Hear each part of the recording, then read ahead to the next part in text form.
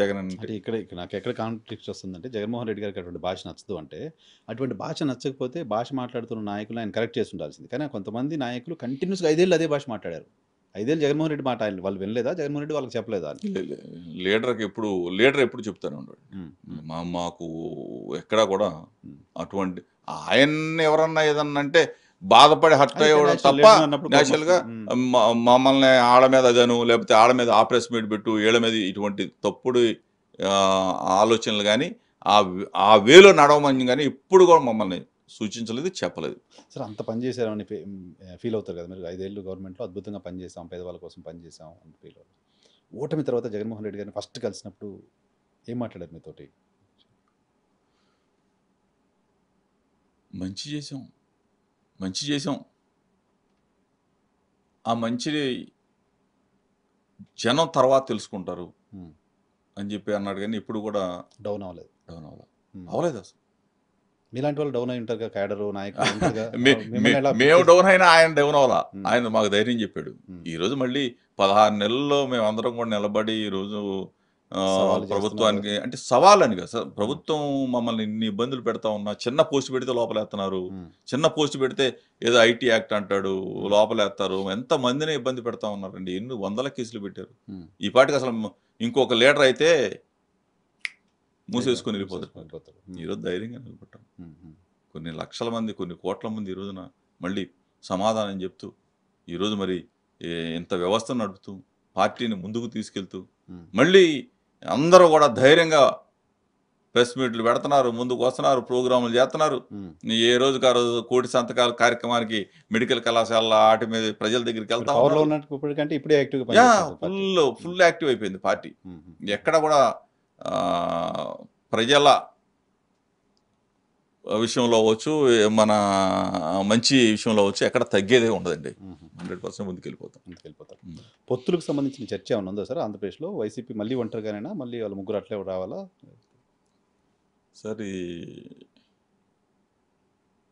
పొత్తులు అనేది అంటే మీకు మా పార్టీ గురించి, మా లీడర్ గురించి మీకు పూర్తిగా తెలుసు. మేమైతే ఎవరిని నమ్ముకోండి. జగన్ అన్న ఆయన సుశక్తి మీద, ఆయన కష్టం మీద ఈరోజు మీరు మీకు పార్టీ పెట్టిన దగ్గర నుంచి కూడా తెలుసు. ఆయన బయటకు వచ్చిన తర్వాత ఏ విధంగా ఇవన్నీ మీకు చూశారు. ఢిల్లీని ఏ విధంగా ఎదుర్కొన్నాము, ఆయన కష్టం ఒక్కడిగా వచ్చి ఇన్ని కోట్ల మందికి ఎట్లా ఆప్తుడయ్యాడు. ఇన్ని కోట్ల మందికి ఎప్పుడన్నా ఏ ప్రభుత్వం అయినా 29 రాష్ట్రాలు ఉన్నాయి దేశంలో. బటన్ నొక్కటం ఏంటి, డబ్బులు ఇంట్లోకి వెళ్ళిపోవడం, వాళ్ళ అకౌంట్లోకి వెళ్ళటం ఎప్పుడన్నా చూసామా? ఏ ముఖ్యమంత్రి చేయగలిగాడా? ఆలోచన, మంచి ఆలోచన, పేదలకి మంచి చేయాలన్న ఆలోచన. తప్పనిసరిగా సింహం ఎప్పుడు సింగిల్గానే సార్. సింహం సింగిలే. కుటుంబంలో గొడవలు, జగన్మోహన్ రెడ్డి గారి కుటుంబంలో గొడవలు అనేది మీ పార్టీకి ఇబ్బందిని కలిగించిన మాట నిజం కదా సార్? సరే, ఎన్ని కుటుంబ వ్యవహారాలు రాజకీయాల్లో కూడా వచ్చినా కానీ ఏదన్నా ఉంటే అది అంతవరకే చూసుకోవాలి తప్ప దీన్ని కొంతమంది వ్యక్తులు ప్రోత్సహించవచ్చు, లేకపోతే ఇంకోటి చేయొచ్చు. లీడర్ వెంట ఇప్పుడు అటువంటి ఇది రాదు. ఆయన కష్టం వృధా పోదు సార్.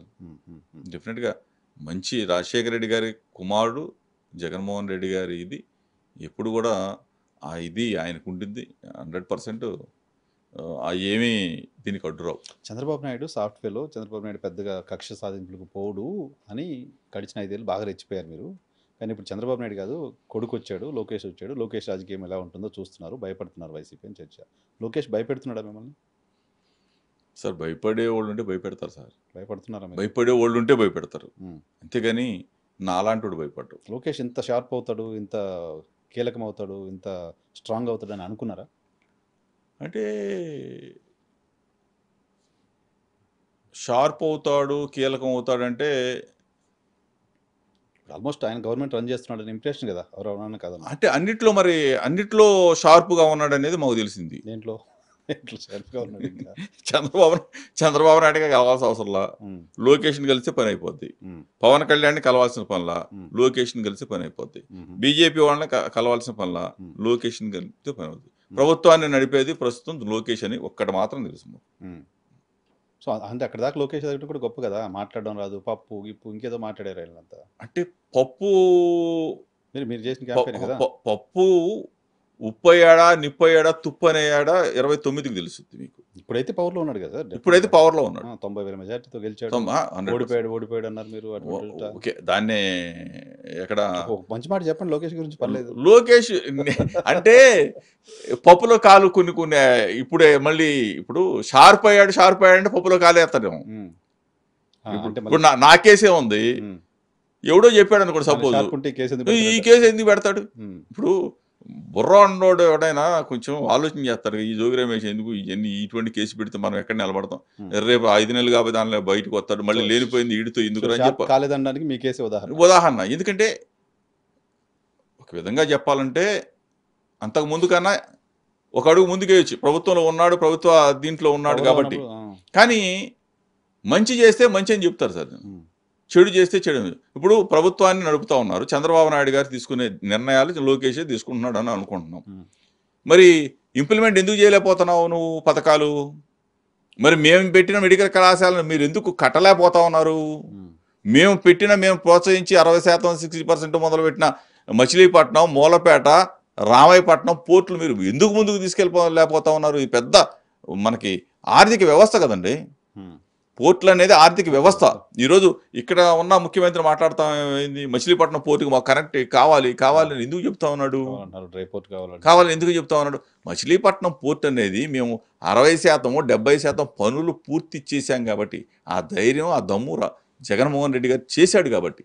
మరి పోర్టులు ఆర్థిక వ్యవస్థ, అక్కడ ఒక పోర్టు కడితే ఎన్ని యాన్సిలరీ యూనిట్స్ వస్తాయి, ఎన్ని ఇండస్ట్రీస్ వస్తాయి, ఎన్ని లక్షల మందికి ఉద్యోగాలు వస్తాయి. ఇవన్నీ ఎవడు చూడవు. ఎక్కడికో మేము అమెరికా పోతాం ఉద్యోగాలు తెస్తాం, ఎక్కడికో ఆస్ట్రేలియా పోతాం ఉద్యోగాలు తెస్తాం, సింగపూర్ పోతాం ఉద్యోగాలు. ఇక్కడ ఉన్నాయి ఏడవంటరా బాబు అంటే పేర కదా. మెడికల్ కళాశాలలు కట్టండి, మనవాళ్ళు కదా, మన పిల్లలు కదా. మన పిల్లలు డాక్టర్లు అయితే మనకి ప్రతి ఇంటికి కూడా మంచి వైద్యం అందిద్ది, మన వాళ్ళందరూ బలంగా తయారవుతారని ఆ కాన్సెప్ట్తో జగన్మోహన్ రెడ్డి గారు ముందుకు వెళ్తే అయ్యేం అమ్మేసుకుంటా ఉంటారు. మీకు ఉప్ప నిప్ప తుప్ప పప్ప అనే తర్వాత తెలిసింది ఇప్పుడు అయిపోయింది. ఇప్పుడు ఆయన పవర్లో ఉన్నారు. ఓకే మంచి చేస్తే మంచి. మరి